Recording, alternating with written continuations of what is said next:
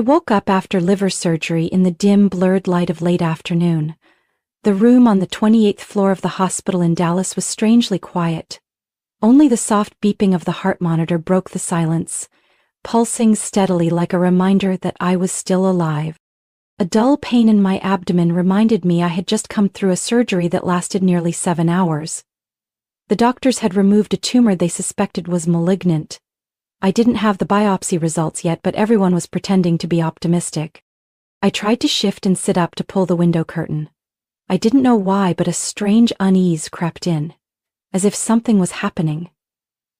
Something I wasn't meant to see. The hospital cafeteria was down on the ground floor, with a glass roof large enough for me to clearly see a few tables near the windows. And I saw it. Wesley, my husband, was sitting across from a woman I couldn't mistake, Skylar, my half-sister. She had flown in from Denver to Texas 2 days ago, supposedly to take care of me after the surgery. But that wasn't a family catch-up. They were holding hands across the table, their eyes locked like no one else existed in the world. Wesley leaned over and kissed Skylar, not a casual greeting, not a brother-in-law peck. I felt every stitch in my abdomen tighten and sting, as if my flesh itself was reacting to the truth unraveling below. But that pain was nothing compared to the cold, creeping betrayal flooding my chest. My hand clutched the windowsill, trembling.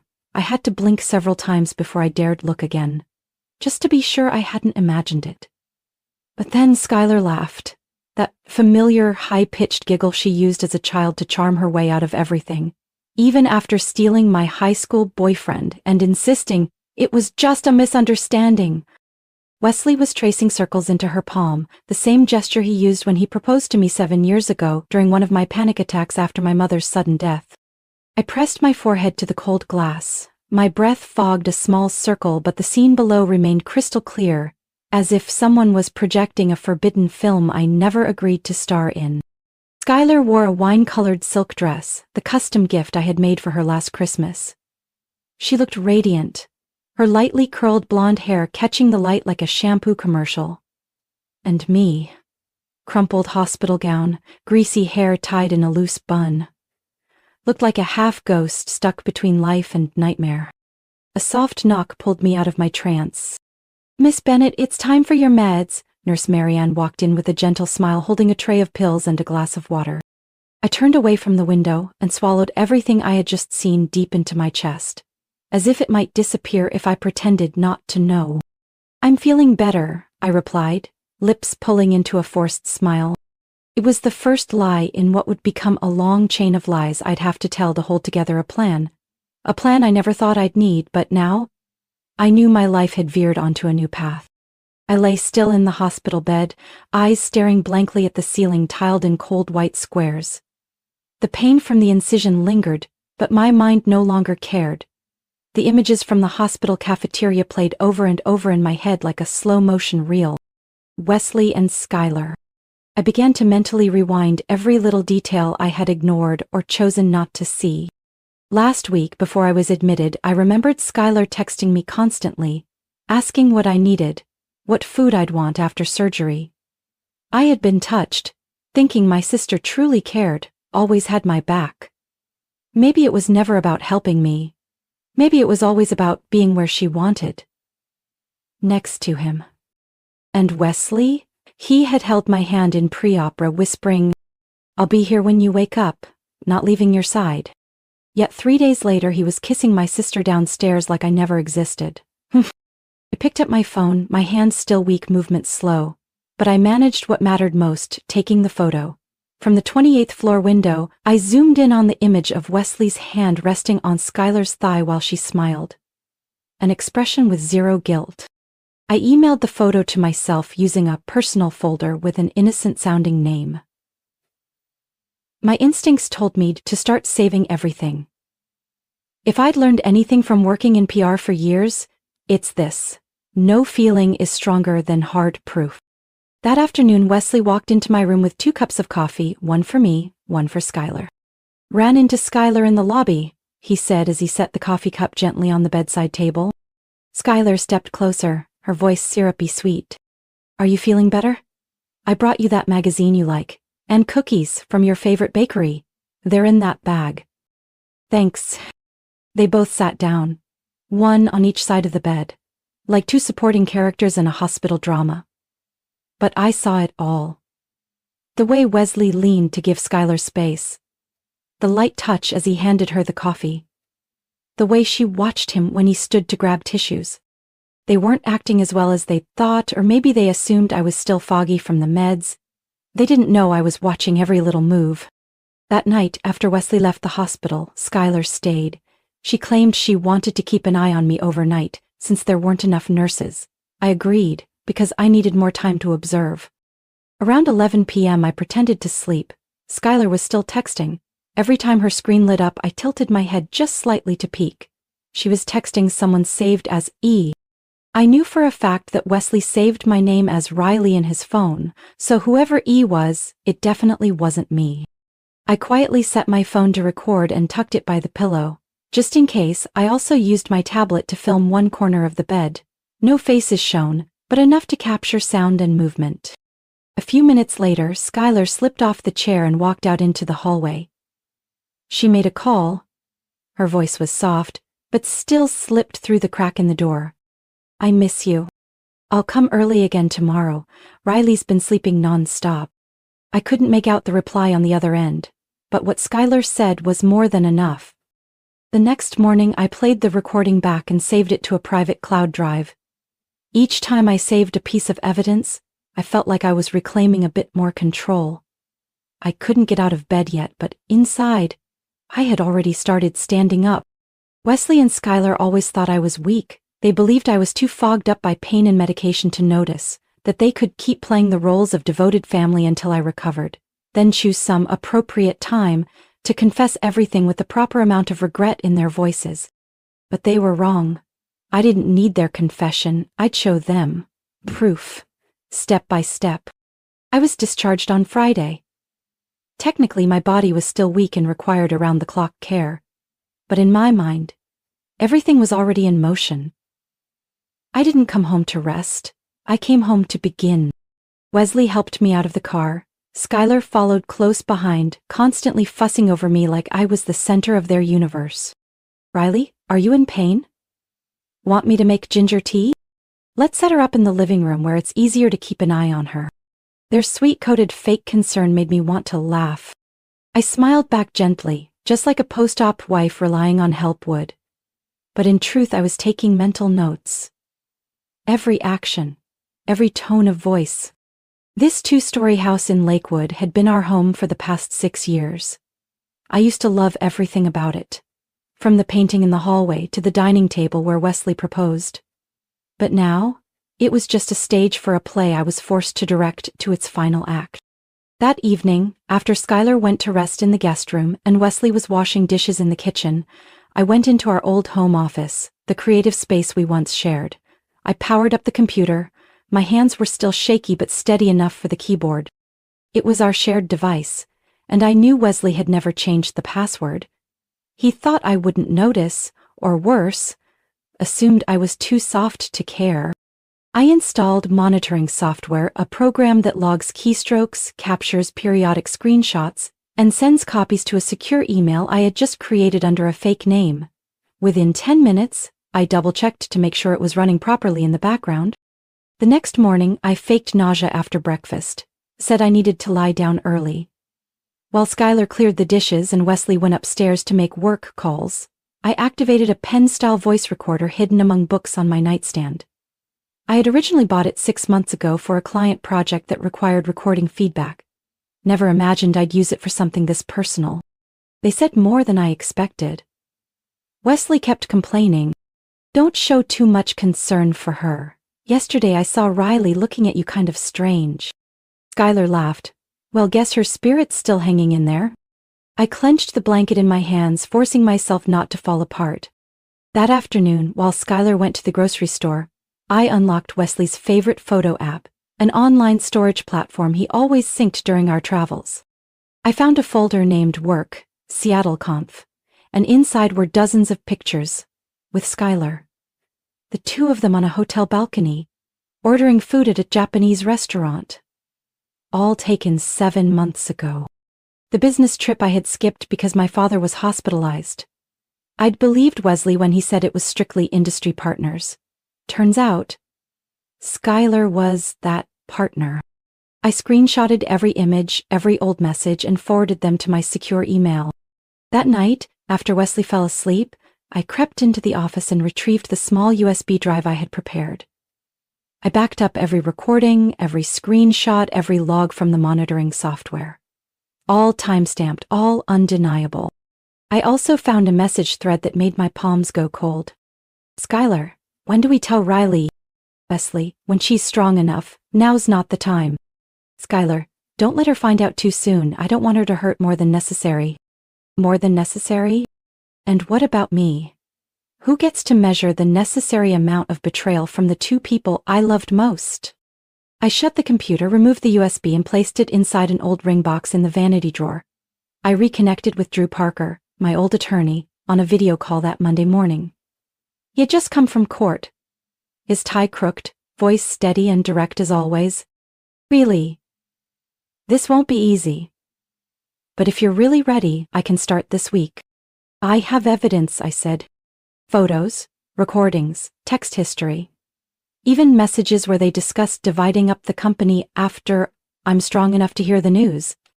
Good. You need to keep collecting anything that shows they're coordinating or deliberately hiding things, especially if it involves shared assets or decision-making control. I paused for a moment, then asked the question that had been chilling my spine for days.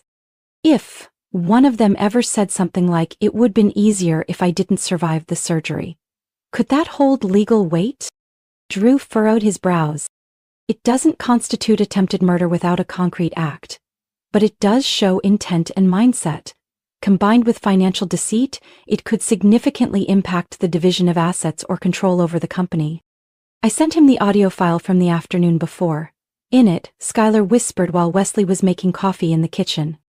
You know I feel guilty, but part of me thinks, if Riley hadn't made it, it would have been easier for all of us. I know it's terrible, but... No, you shouldn't think that, Wesley replied, but he didn't deny it. I couldn't listen any further.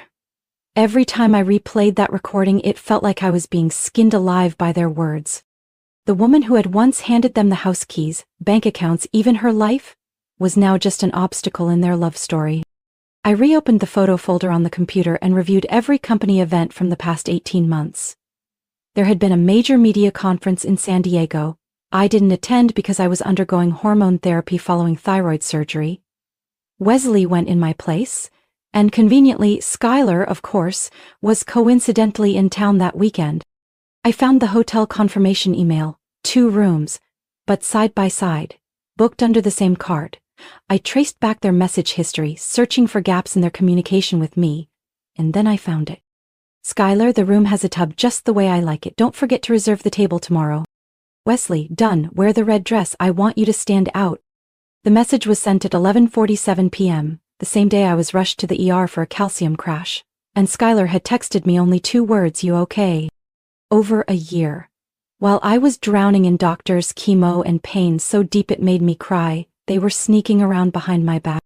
And now, just as I was recovering from major surgery, they were figuring out the gentlest way to erase me from the picture. I printed everything, organized it into folders, I labeled them. 1. Evidence of the affair. 2. Hotel bookings and gifts. 3. Asset division plans, texts and recordings. 4. Intent, if I didn't survive. I color-coded them, I categorized everything by date and time, I even printed my treatment schedule to match up with the times they were together, like I was building a criminal case file. There was a moment I stood still, my hand resting on folder 4, and sighed. I used to think that if someone betrayed me, I'd fall apart. I'd scream, collapse, beg them to stay, but I didn't. Instead, I chose to fight back, quietly, precisely, and with no exit left for the betrayers. That night, I overheard a short conversation between them, in the kitchen, thinking I was fast asleep. She's starting to walk again, Skylar said. We should tell her soon. I don't want to sneak around anymore. I want to live openly. Give it a few more days, she's still weak, now's not the right time. I smiled, as lightly as the breeze brushing through the window. Yes, a few more days. They would get the truth, but not the one they expected. My house had become a command center for a battle I never thought I'd fight personally. I started with the most important thing, the company. Riley and West Communications was my brainchild with Wesley. We built it from a small garage office into one of the most respected strategic media agencies in the Dallas-Fort Worth area. But I was the one who shaped the brand, developed the systems, built the client relationships. Wesley was good at marketing but had no patience for detail. He relied on me to keep the company grounded. And he was arrogant enough to think I couldn't take it all back without him. And he was wrong. I called Carla Jensen, the communications director for a major organic food corporation and our biggest client for the past 3 years. I had led the launch campaign for their new product line and salvaged a PR crisis caused by mislabeling. Carla liked me, but we'd never spoken outside of work. Until now. Carla, I need a private meeting, and I need your discretion. We met at a small cafe. No one would have guessed 2 women were discussing the transfer of a nearly $950,000 annual contract. I told her everything, the betrayal, the plan to strip me of control, and how Wesley was slowly shifting major accounts under his name. Carla set her cappuccino down, her eyes firm. Really, I don't work with people like that. Send me the new contract, I'll sign with you. It took me nearly a week to contact 4 more major clients. 3 chose to follow me, 1 stayed with Wesley, and I respected that. But losing 70% of our revenue in just 10 days was the first blow Wesley couldn't absorb. And I wasn't done yet. Next came Skylar. My sister was the lead designer for a fashion firm in Austin, specializing in exclusive lines for luxury retailers. I knew how much they valued professional ethics and public image. And I knew Skylar had used her company email to book hotel meetings with Wesley. I sent an anonymous email to Ava McMillan, Skylar's HR director, attaching screenshots, message timestamps showing she used her work email for personal scheduling, and a few pieces of evidence that she was involved with a married man. Her colleague, business partner, and also her sister's husband. I received a response 2 days later. Thank you for providing this information. The company does not tolerate any behavior that could compromise integrity or brand credibility. Internal action has been taken. Skylar was terminated that Friday morning. I knew because the night before she walked into the kitchen pale, gripping her phone tightly, unable to look me in the eye. Did you know what happened? They said someone sent false information to my company. I turned my head and calmly replied, maybe ask Wesley, he's great at handling crisis. I finalized the divorce paperwork the next day. Drew had already drafted it, I just needed to sign. I kept 80% of the shares, left the rest for Wesley, enough for him to realize he'd lost all his financial and reputational leverage in a few wrong moves. I hadn't said a single word about the betrayal in front of them. I was still the recovering sister, the grateful wife. I was waiting for the right moment. And I wanted the next time they saw me to be when everything was done. Documents filed, client lists secured, personnel files sorted, and the truth laid bare. I didn't want them to see a broken woman standing in the rubble. I wanted them to see the one who had cleared the battlefield and rebuilt everything from the ruins they left behind. On Saturday, a light rain fell over Dallas, as if someone was washing away the last layer of dust from my rooftop. I sat in the living room, my hands still cold from nerves but my heart steady as stone. I had sent the invitations earlier that week. I wrote, I need everyone at the house by 5 p.m. It's important. Everyone agreed. My parents came in from Plano, my best friend Avery from Fort Worth, 2 former colleagues from my old firm, and most importantly, Josh, Wesley's older brother, who once said, if my sister ever hurts you, tell me. I won't defend her blindly. Wesley and Skylar had no idea what was waiting for them. I set up the living room like a family meeting. The sofa faced a long table where I had placed my laptop, a small projector, and a Bluetooth speaker connected to an audio device. In the corner, a wooden board displayed printed photos, screenshots from my computer, images of them at hotels, message threads, and credit card statements showing company funds used for romantic dinners by the secret couple. I wore an ivory maxi dress, my hair pulled back, light makeup, not to look beautiful, but to appear fully present. No one could say I did this in a moment of emotional recklessness. At 5:07 p.m., Wesley and Skylar walked through the front door. Skylar wore a sky pula blouse, hair down, still holding a bouquet for Riley's recovery. Wesley wore a gray button-down. His smile faltered when he saw the crowd gathered in the room. "What's going on?" he asked, his eyes darting from Josh to Avery, then stopping at my parents, whose expressions didn't even attempt to smile. I stood and said calmly, "Sit down, both of you, over there." They looked at each other, confused but sat, unaware of what was about to happen. I opened my laptop and clicked a button. The projector displayed the first photo. Wesley and Skylar kissing in the hospital cafeteria, her hand on his shoulder, their lips locked. The second, hotel receipt from San Diego, 2 adjacent rooms, paid with the company card. Then a message from Skylar. "I miss you. Meet at 11 on the 9th floor. Riley suspects nothing." Skylar jumped up, her voice panicked. "Really, I can explain." I played the audio file. "If Riley doesn't make it through surgery, things will be easier for everyone. I know that sounds awful, but..." Wesley's voice whispered in reply. "We can't wait forever. She's weak. Maybe it's time." At that, Avery burst into tears. Josh gripped the armrest. My father sank into his seat, his face aging years in a matter of seconds. "You think I was asleep all this time?" I turned to Wesley. "You had no idea I was watching everything. Every time you left the room, every hug, every smile, every time Skylar pretended to bring me cookies and then texted, 'See you tonight?'" Skylar buried her face in her hands. Wesley glared at me. "You did all this for what? A dramatic scene in front of family?" "No, I didn't create a scene. I cleaned up the mess. And I needed witnesses to show exactly who filled my house with garbage." I walked to the table, pulling out a stack of documents, placing them down one by one. Divorce papers. Financial reports showing Wesley used company funds for personal trips. Emails proving I was the only trusted party left by major clients. Termination letters stating Skylar was fired for professional misconduct. I ended with one line. "I'm no longer the woman who stays quiet to protect the family's reputation. Today, I choose truth."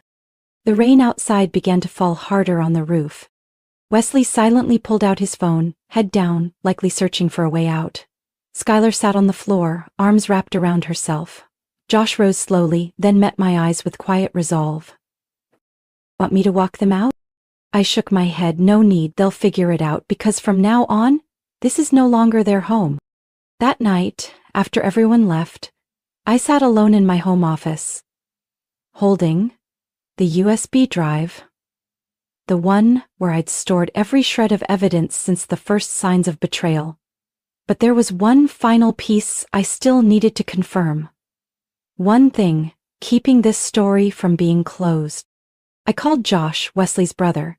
He used to be a private investigator for a major insurance firm before opening his own office focused on corporate fraud. I knew if anyone could handle this fast and discreetly, it was him. "Do you remember your offer?" I asked. Josh paused for a few seconds, then said, "Tell me, Riley, what do you need?" "I need to know if Wesley and Skylar are using my company's data to start something of their own. And if they are, I need proof." Josh didn't ask further. 3 days later, he sent me a 12-page report with 3 attachments. Screenshots, a business registration in Austin under the name Revolve Strategies LLC, and a diagram showing client campaign structures originally owned by Riley and West Communications. Wesley had quietly backed up the entire client database to a private cloud account, including internal plans, unreleased marketing strategies, even confidential rate sheets with partners. And Skylar? She had used design software licensed under my name to create new branding templates. Same layout, same color scheme, just with different names and logos.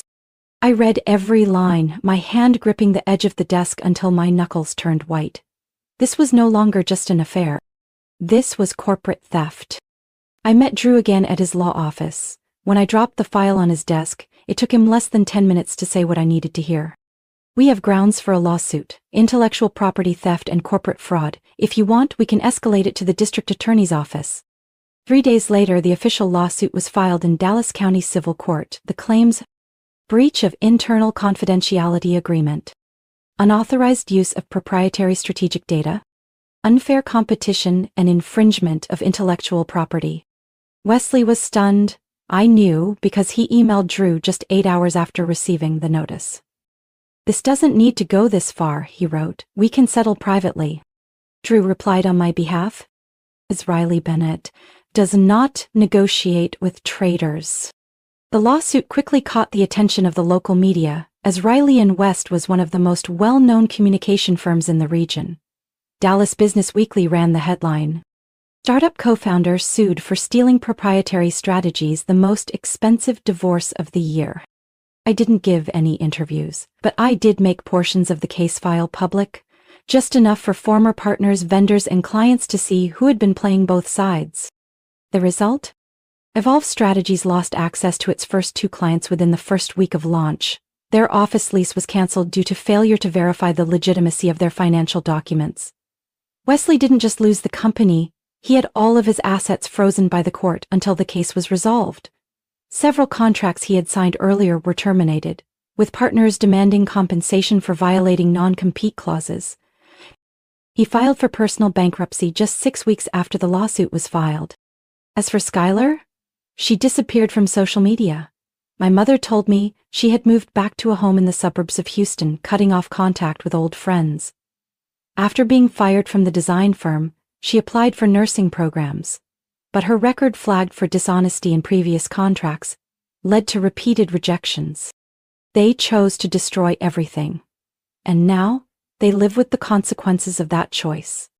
A year later, I stood on the balcony of my new apartment on the 14th floor, looking down at the slow-moving traffic below. My company now operated under the name Riley Bennett Strategies.